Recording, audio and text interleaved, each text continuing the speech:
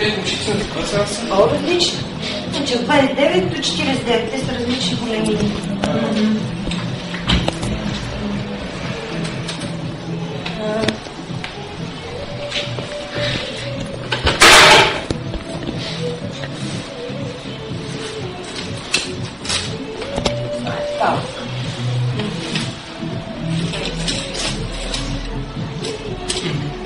Това са най-поръчните канали. Това е 39, ама това е дълго. Това е много дълго. Те са кожени просто за това. А такива кожени костюми продавате ли? Кожени, но има различни. Значи по-скоро кожено има... Значи кожено има ръце, крака, тук нашийник и маска. Кожено има бикина с сутиен. И другото са винилови. Винилови? Да. Тя е по-такава по-мека материя. Преди долу. Те са най-различни модълчета.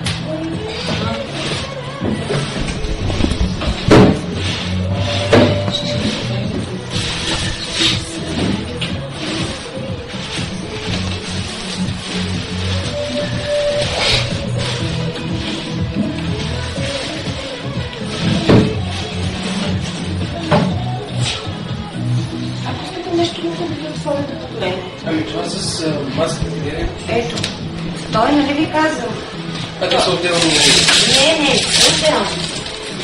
Значи това е за черце, крака, това е за шията и маска за очите. Това е кожен, което е... Дитата на това какво ми казвате цената? Цялото 89. Отделно с маската? Да, цялото, комплекта. Това си е просто комплект. И това си е кожа, естествена кожа, не е изкуствена, защото това е изкуствено. Да. Винил е изкуствен, те наподобява. Моля? Много повече се прави. Да, но става въпрос, че това си е естествена кожа. Те се положират в зависимост. Това са изкуствени вадини, които наподобяват истинската супер скин материя, да се казва. Как се казва материята? Едната е супер скин. Супер скин, те са на Hustler, американска фирма. Всъщност това не изглежда тогава. Вътре вагината е като истинската вагина, смисъл по-меките, по-твърдите неща, много реалистично е направено. И тези специално са отливки на действащи порно-актриси. Както е този пенис, е на действащ порно-актриси. Колко е действащ? Да, гледала. А те пенисите са... Има и такива и с батерии и такива без батерии. Да, има вибратори, вибрират и дилда, които са не вибриращи.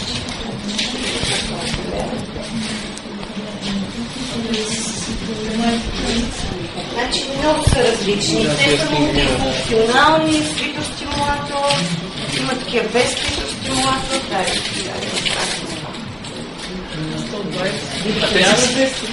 Не, 100. Най-скъпия вибратор е 700 лева.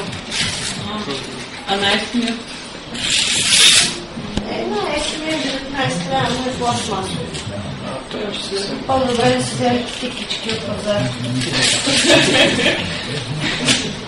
Тези попички от бокстова? Различни попики са различни. Просто са пак материя.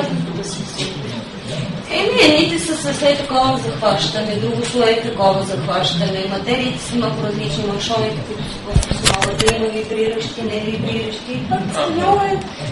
Много са различни те. А спирали какво продават? Спирали? Да, само в аптеката. Това също има да се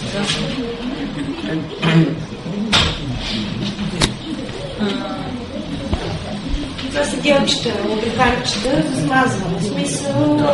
Спрей за задържане ли? Да, спреевете за задържане също са много различни. различни видове. Има с лидокаин, има без лидокаин. Значи разликата е, че като еректира пенис, по принцип и двата вида, като еректира пенис се пръска. При единия, който е с лидокаин, пенис остава безчувствен. А при другия остава чувствен и пак се забавя ерекцията във времето. Значи при единия е безчувствен, при другия е чувствен. Да, защото някои предпочитат с лидокаин да бъде. Някои предпочитат без лидокаин, защото примерно имат алергия към лидокаин. А кой точно са това? Ето ги тук спрейчетата. Значи един спрей от 100 до 120 пръскания. Пръска се един път, не е необходимо повече да се пръска, но естествено, когато е еректирал, иначе го замразявате в умряло състояние. Да, и после не е вкусно да се прави орално допълно. Да, но изглежда скъпно, просто във времето е... То се изплаща, смисъл такъв, че 100 до 120 пръскания, при положение, че е достатъчно един път да се напръска. А това кремче French Kiss? Това не е крем, това е лубрикант за орална любов. В смисъл, те са вкусни, те са ядящи. Просто може да се намажете целите и да се оближите просто. И в същото време има и смазваш ефект.